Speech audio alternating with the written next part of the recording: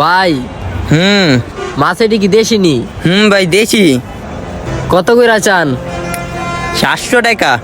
মাছ এটা যে দেশি আমি কেমনে বিশ্বাস করবো?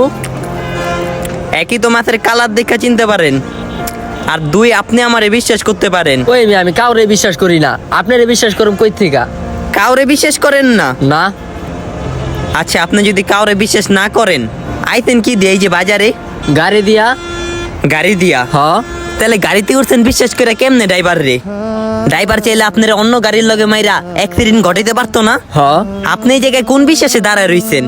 আমি যদি এই জায়গা থেকে চাক্কুটা নিয়ে আপনার পেটে ঢুকাইয়া দিই, এই জায়গায় কোন বিশ্বাসে দাঁড়ায় রইছেন?